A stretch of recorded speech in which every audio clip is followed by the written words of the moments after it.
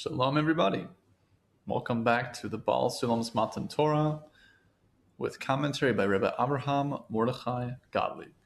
I'll be referring to, as always, the Rebbe Shlita. We are on section 15 at the very bottom of page 94, the header reading. Fulfilling the mitzvah of and love your fellow as yourself is the final goal of the Torah, which leads us into page 95. As a preface, we're nearing the end of the Matan Torah essay. In truth, it continues. There's an essay right after it called Arbut, or the Mutual Guarantee. And really, it's a continuation in full force, but Matan Torah still stands as being a separate entity in itself, what the Baal Sulam is summarizing here. So a lot of familiar ideas. Never hurts. In fact, very beneficial to review. The Baal HaSulam begins. Now we can understand without difficulty the words of Hillel the Nasi to the convert to the effect that the essential pivot within the Torah is, and love your fellow as yourself. And the remaining 612 mitzvot are a commentary and a preparation for this, as above in section 2. Even the mitzvah between a person and God are also included in the preparation for this commandment. The Rebbe Shita says here, both the mitzvah between a person and God and the interpersonal mitzvot have as their goal to educate us to be conscious of the other. The other can be another person or God. The goal is the same. Reading it back again inside. Even the mitzvot between a person and God are also included in the preparation for this commandment, since it is the final goal that comes out of all of the Torah and its mitzvot. As our sages said, quote, Torah and mitzvot were given only to refine Israel by means of them being the mitzvot. This is referenced in the beginning of the Baticha L'Chochmat HaKabbalah, which is a summary of the Arizal's Eitz Chaim, more specifically the commentary that the Baal Sulam wrote on the Sifrei Arizal, being the Talmud Esra Sfirot. The Baticha is a 2-volume work, and it's really a classic to the Chochmat Emet, and there is additional commentaries that we also have published here through Birkat Shalom. But there's also a English translation for the first two chapters, which is my introduction to Baticha, as translated by our friend, Rabbi Abraham Lowenthal from Tzfat. The link is in the description. Free download for several PDFs, including Inner Work and Spiritual Principles, both short and sweet books with plenty of wisdom. Or nuggets of wisdom, as I like to say. So there it says in the Peticha, this quote from the Midrash Rabbah of Bereshis, chapter 44, of Torah and mitzvah were given only to refine Israel by means of them. It also includes Rabbi Hanani ben Akasha, who states that the Creator gave Klal Yisrael lots of Torah and mitzvot to give them zchut, to give them merit. And we've said in a prior class, towards the beginning of the series, on this notion that zchut, merit, is related to hizdochachut, as the Paticha illuminates.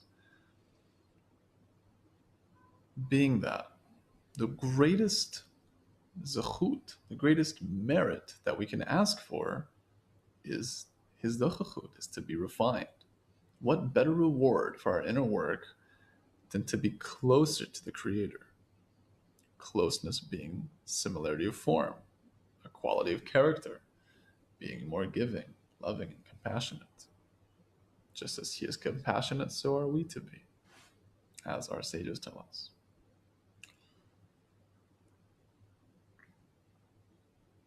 This refers to the purification of the body until it acquires a second nature defined as love of the other. The Rishita says in the comment of body That the body here refers to self-love and the inborn nature of desire to receive. This is refined by the Torah mitzvot. So if you see body used in Tanakh, it's usually a code word. There's a way to interpret it, generally speaking, as being related to the will to receive, and not just the plain understanding of a goof, a body, literally.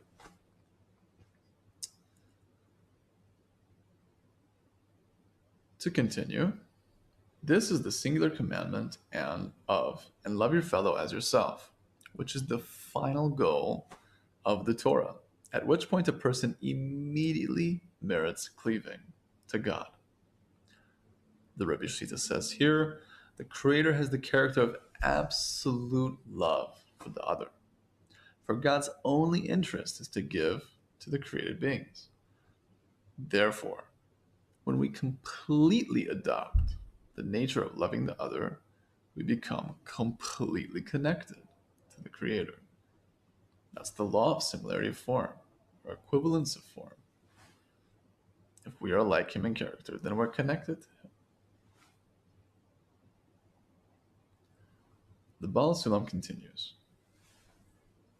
And there's no difficulty regarding why he didn't define this with the verse, quote, and you will love the Lord your God with all your heart and with all your soul and with all your might. From Devarim, or Deuteronomy 6:5. For this is due to the reason given above, that with respect to a person who still has his or her original created nature, the Rishita clarifying that is a person who still has the nature of desiring to receive pleasure and joy for self-benefit, there really is no difference at all between the love of God and the love of a fellow person, as anything outside of oneself is considered non-existent. What does this mean? The Rabbi Shita says, the only reality that I know is the reality of myself. For I sense a continual demand to satisfy my self-love. Therefore, anything outside myself is significant only to the extent that I can exploit it for my own benefit. And otherwise, it has no reality at all. For this reason, Baal HaSulam states that there was no difference between the love of God and the love of people. Where the other is another person or God, the other is outside me and therefore insignificant, because we are the center of the universe. There is a holy root to that. There is such thing as holy pride, holy confidence, and holy self-love. And it's all rooted in our relationship and service of the Creator. When we, for example, say in the morning, thank God for not making me a woman, we're not saying that because being a woman is somehow debased, God forbid.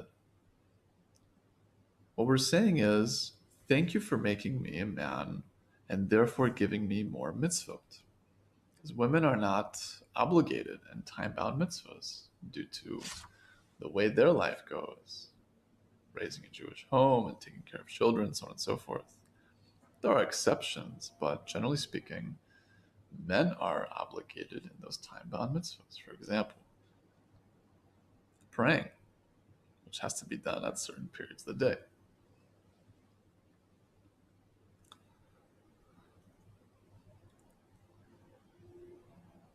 As well as other ideas like, thank you for not making me a non-Jew. Shelo yisani goy. It's not that a non-Jew is intrinsically worse, God forbid. What we're saying is that as a Jew, we have more mitzvot. So we have more opportunity to serve the Creator and to achieve a happiness in life from such a service. Of course, there's the inner understanding, being the Jew and the non-Jew are all within us. These are just aspects of our being. But someone born Jewish or was converted to Judaism does have, from our understanding via the Kabbalists, a stronger or more awakened inner point of their heart. The Yehudi that is in the center of their being is more pronounced because they're nourishing that center point with Torah and mitzvot. And slowly but surely it becomes more unveiled.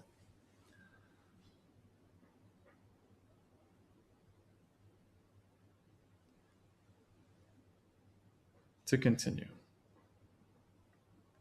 And the convert asked Hillel the Nasi to explain to him the desired end of the Torah in a way that his goal would be near and he would not have to walk a long way.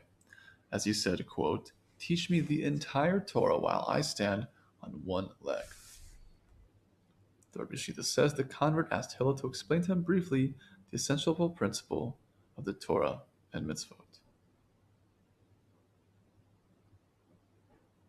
Therefore, Hillel defined it for him in terms of loving his fellow man, as its goal is near and is quick to be revealed, as stated above in section 14. For it is protected from errors, and there are others who will make demands. I think this is a good time to go back to section 2 and reference the story with Hillel and the potential convert. I'm zooming back into page 57, bottom paragraph.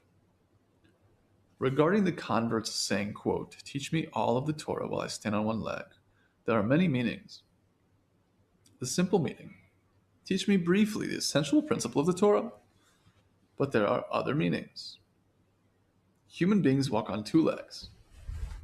One leg is called afflictions, and the other leg is called pleasure.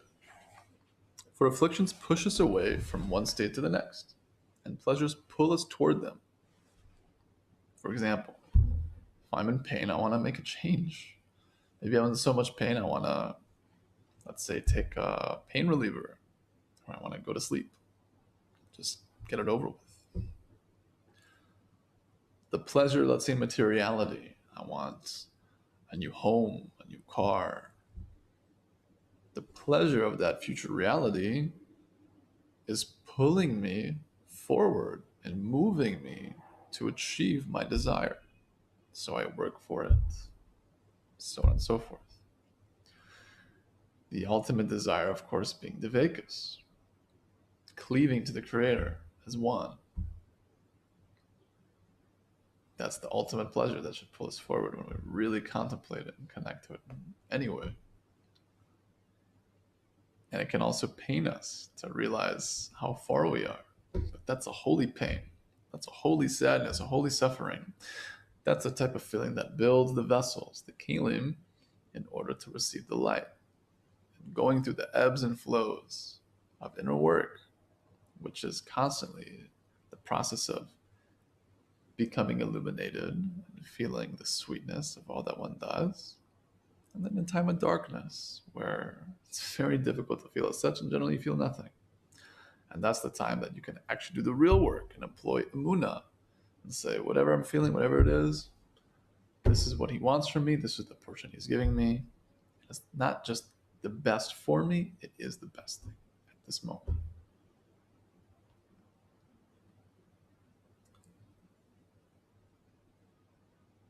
Thus, the concept of walking is a physical illustration of the abstract concept of transition from one state to another.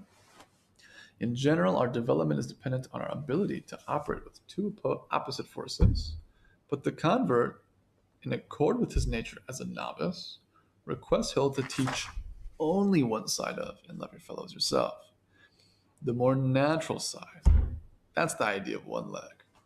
And this is the leg of afflictions, namely, whatever afflicts you, don't do to your fellow, which is related to arvut, the mutual guarantee, which is the following essay after Matan Torah. We'll touch on it more inside the text, but in short, we're all in the same boat, so don't shoot the bottom.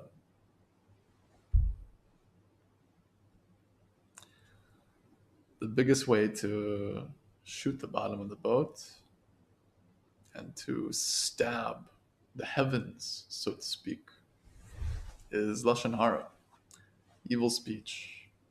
speaking ill of others, even ill of oneself and one's past.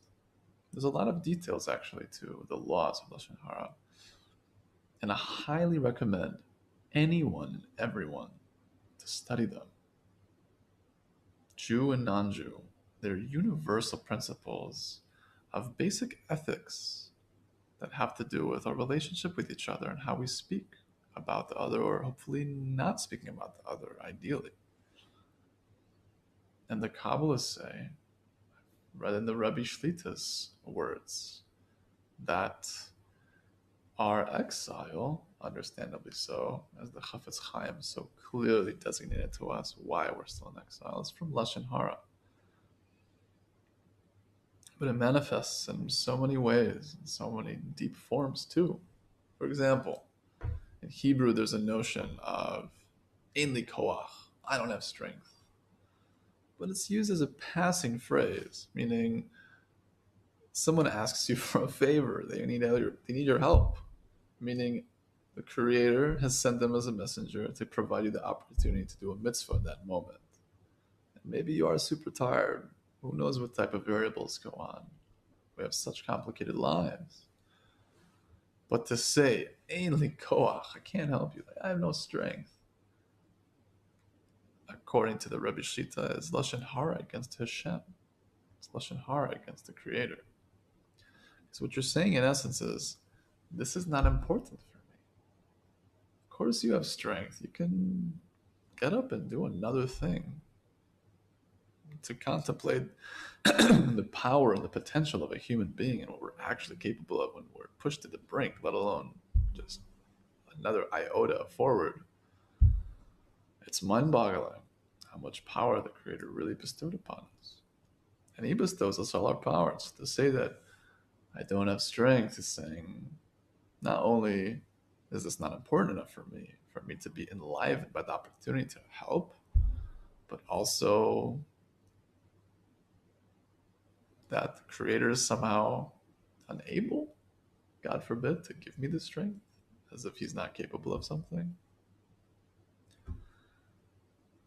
It's a lot to be said on this topic, but I just wanted to mention it because it's so important. Whenever we learn certain ideas, certain concepts, we're enveloped from the realm and the consciousness of that idea. Understandably so, if we're learning the laws of Shabbos, we'll be more attuned and aware of all the potential things that we can do wrong or do correct on Shabbos. So when we learn the laws of Lashon Hara, we actually know what's right and what's wrong in terms of speech. And we'll be able to guard ourselves more so, and have some yirat shamayim, some fear of heaven, hopefully, God willing. Because it really is very, very difficult to dodge and to not fall in that regard. And even the greatest sages say, relatively speaking, everyone speaks evil speech, Lashon Hara, at varying degrees, of course, everyone at their level. And that's not to give anyone, God forbid, a heter, permissibility to do so. No, we should really do our best to protect our speech, because we create realities. And we can, so to speak, stab the heavens and cause major damage to this collective system of this one boat that we're all sailing on. So, back to our section, bottom of page 96, comment 80 from the Rebbe Shlita, for the end of the Baal Sulam's paragraph here. Again, Baal Sulam ends the paragraph, for it's protected from errors, and there are others who will make demands. Meaning the goal of loving the other, and how this goal is near and quick to be revealed. So the Rebbe Shita says here, our spiritual work is to educate ourselves to acknowledge the reality of the other. And it doesn't matter whether it's another person or God. However, Hillel wanted to shorten the spiritual journey of the convert. And therefore he told them to love other people, for this way is better suited to educate us. Meaning to say, if we interpret that example, which is back in section 2, or you can listen to the second lesson in the series to learn more, that all of the Torah can be interpreted in an inner form for the individual. Torah de Rishut HaYachid, a personal domain. So the Hillel is our inner point in the heart, the inner Jew. And the convert is the inner aspects of our will to receive, which we have 70 aspects of. So what I think the Rebbe Shita here is saying is, understandably so, the most conducive thing to convert our egoistic desires and turn them into altruistic ones is to actively be in the process of loving the other. The Baal Shalom, of course, saying that loving the other needs to be actualized by giving to the other. I can sit back and love someone and not do anything. I have to really put it into action.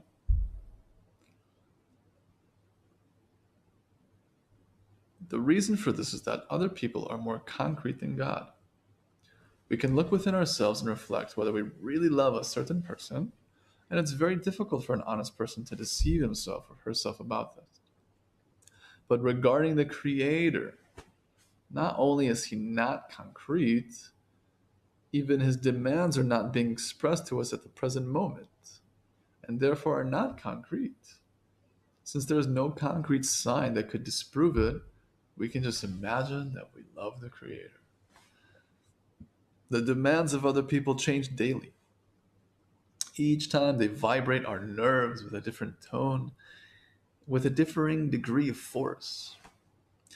So there is a daily test of our relationship to other people, full of snares and full of struggles.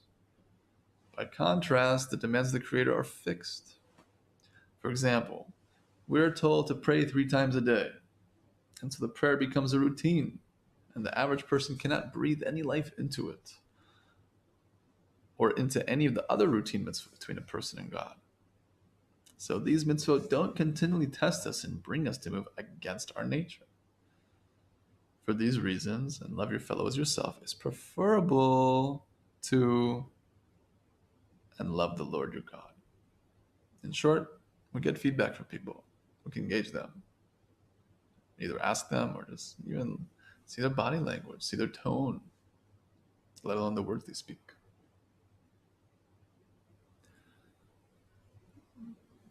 As stated, we don't get a call from the Creator after we're done with our morning prayer service saying, great job, or you're really lacking here. We can do our best to make that accounting ourselves. We should try. But that's why love your fellows yourself is more preferable. In summary, Hillel and Rabbi Akiva defined and love your fellows yourself as the goal, because other people make clear demands that we cannot deceive ourselves regarding this.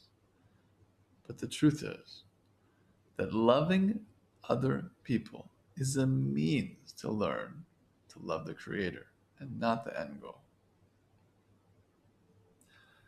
Love your fellows yourself is just a means to coming to loving the Creator. But one can also interpret that love your fellow as yourself also includes the Creator.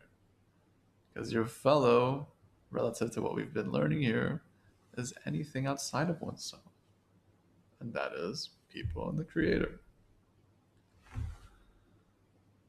So to see that and feel that practically, to see the divinity within each person, to actually do our best to extract and see the goodness in others, that's how we can tap into our love of the Creator, because we are finding the love of them, we're finding the Creator within them, the holy spark within each and every human being on this earth. It's not the Shem. God willing, we should be able to look at each other with a good heart and a good eye, judge each other favorably, so that we can come to higher desired states of consciousness, of love and giving.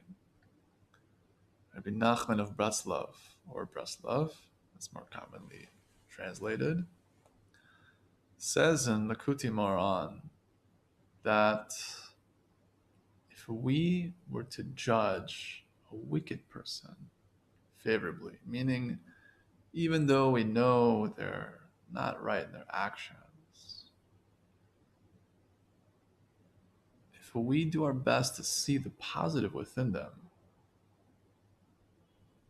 we can actually tip the scale for them and give them enough merit that would, in essence, in my words, cause a butterfly effect, a domino effect, that would give them the capacity to realign with the Creator, to do tshuva, to return to their inner being, to their inner essence, and take on the yoke of Torah and mitzvot, as opposed to the opposite.